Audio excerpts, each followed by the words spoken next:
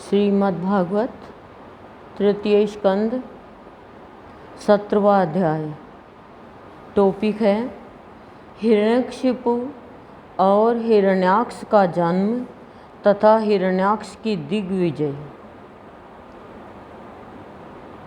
श्री मैत्रेयी जी ने कहा, विदुर जी, ब्रह्मा जी के कहने से अंधकार का कारण जानकर देवताओं की शंका निवृत्त हो गई और फिर वे सब स्वर्ग लोक को लौट आए।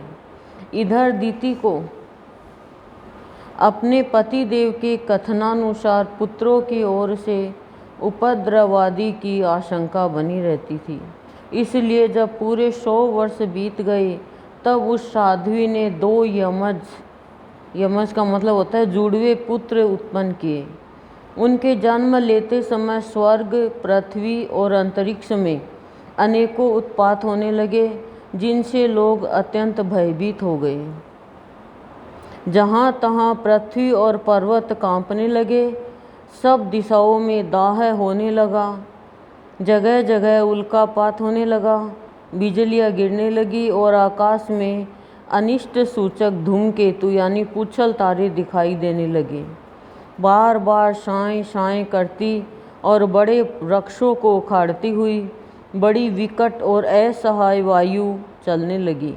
उस समय आंधी उसकी सेना और उड़ती हुई धूल ध्वजा के समान जान पड़ती थी। बिजली जोर जोर से चमक कर मानो खिलखिला रही थी। घटाओं ने ऐसा सघन रूप धारण किया कि सूर्य, चंद्र आदि ग्रहों के लुप्त हो जाने से आकाश में गहरा अंधेरा छा गया। उस समय कहीं कुछ भी दिखाई न देता था। समुद्र दुखी मनुष्य की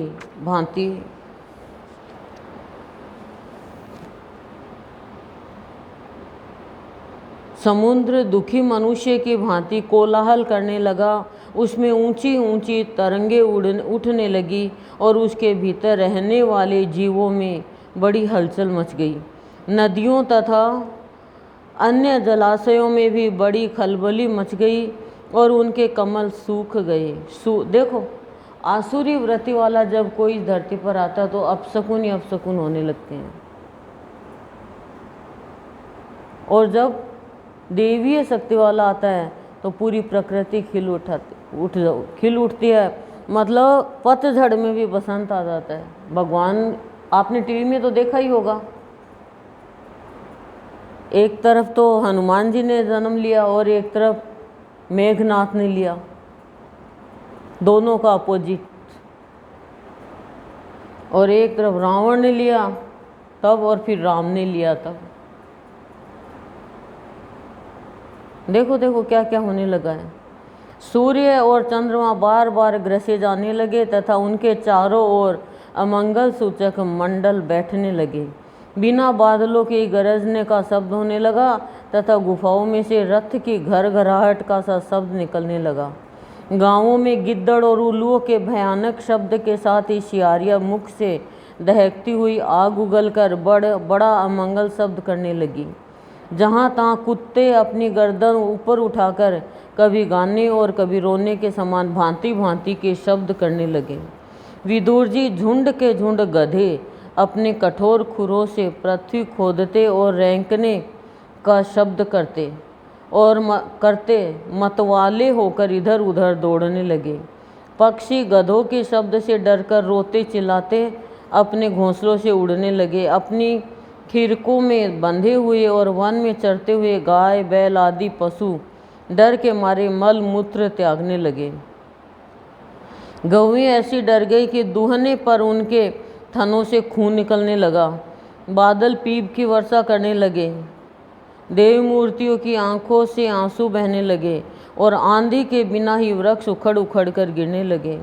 शनि, राहु आदि क्रूर ग्रह प्रबल होकर चंद्र, बृहस्पति आदि सौम्य ग्रहों तथा बहुत से नक्षत्रों को लांघकर वक्र गति से चलने लगे तथा आपस में युद्ध करने लगे। ऐसे ही और भी अनेकों भयंकर उत्पात देखकर सनकादि के सिवा और सब जीव भयभीत हो गए तथा उन उत्पातों का मर्म न जानने के कारण उन्होंने यही समझा कि अब संसार का प्रलय होने वाला है। वे दोनों आदि दैत्य जन्म के अनंतर शीघ्र ही अपनी फौलाद के समान कठोर शरीरों से बढ़कर महान पर्वतों के सदृश हो गए तथा उनका पूर्व पराक्रम भी प्रकट हो गया। मतलब जन्म लेते ही वे इतने ऊंचे थे कि उनके सुवर्णमय मुकुटों का अग्रभाग स्वर्ग को स्पर्श करता था और उनके विशाल शरीरों से सारी दिशाएं आच्छादित हो जाती थी। उनकी भुजाओं में सोने के बाजूबंद चमचमा रहे थे।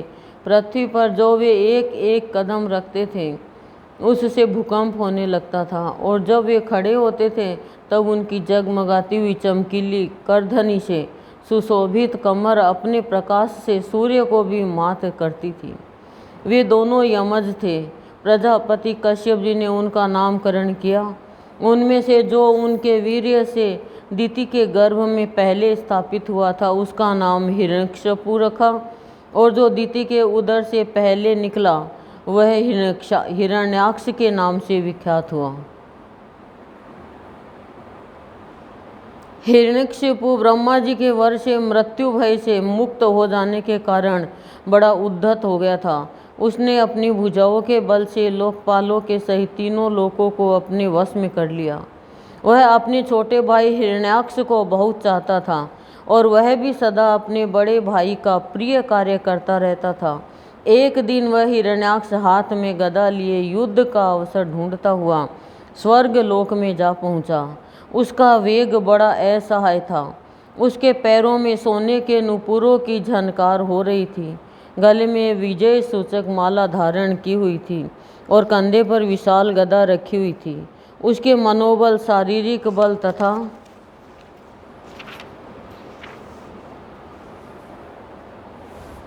ब्रह्मा जी के वर ने उसे मतवाला कर रखा था, इसलिए वह सर्वथा निरंकुश और निर्भय हो रहा था।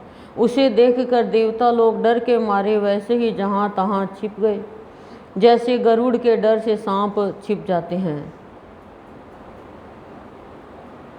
देवता लोग भी देखो, जब दैत्य राज हिरण्याक्ष ने देखा कि मेरे तेज के सामने बड़े बड़े गर्वीले इंद्रादि देवता भी छिप गए हैं, तब उन्हें अपने सामने न देख कर वह बार बार भयंकर गर्जना करने लगा।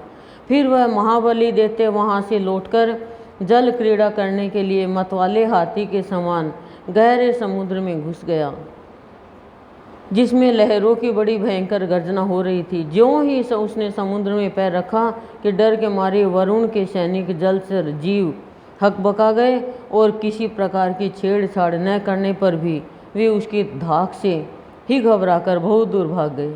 महाबली हिरण्याक्ष अनेक वर्षों तक समुद्र में ही घूमता और सामने किसी प्रतिपक्षी को न पाकर बार बार वायु वेग से उठी हुई उसकी प्रचंड तरंगों पर ही अपनी लोहमयी गदा को आजमाता। इस प्रकार घूमते घूमते वह वरुण की राजधानी विभावरीपुरी में जा पहुंचा। वहां पाताल लोक के स्वामी जलचरों के अधिपति वरुण जी को देखकर उसने उनकी हंसी उड़ाते हुए नीच मनुष्य की भांति प्रणाम किया और कुछ मुस्कुराते हुए व्यंग्य से कहा, महाराज मुझे युद्ध की भिक्षा दीजिए। प्रभु आप तो लोकपालक, राजा और बड़े कीर्तिशाली हैं। जो लोग अपने को बांका वीर समझते थे उनके वीर्य मद को भी आप चूर्ण कर चुके हैं और पहले एक बार आपने संसार के समस्त दैत्य दानवों को जीतकर राजसूय यज्ञ भी किया था। उस मदोन्मत्त शत्रु के इस प्रकार बहुत उपहास करने से भगवान वरुण को क्रोध तो बहुत आया, किंतु अपने बुद्धि बल से वे उसे पी गए और बदले में उससे कहने लगे, भाई हमें तो अब युद्धादि का कोई चाव नहीं रह गया है। भगवान पुराण पुरुष के सिवा हमें और कोई ऐसा दिखता भी नहीं जो तुम जैसे रण कुशल वीर को युद्ध में संतुष्ट कर सके। दैत्यराज तुम उन्हीं के पास जाओ, वे ही तुम्हारी कामना पूरी करेंगे। तुम जैसे वीर उन्हीं का गुणगान किया करते हैं, वे बड़े वीर हैं। उनके पास पहुंचते ही तुम्हारी सारी शेखी पूरी हो जाएगी और तुम कुत्तों से घिरकर वीर सैया पर शयन करोगे। वे तुम जैसे दुष्टों को मारने और सत्पुरुषों पर कृपा करने के लिए अनेक प्रकार के रूप धारण किया करते हैं। क्या तरीके से भेज दिया। ओम शांति ही शांति ही शांति ही प्रशांति ही।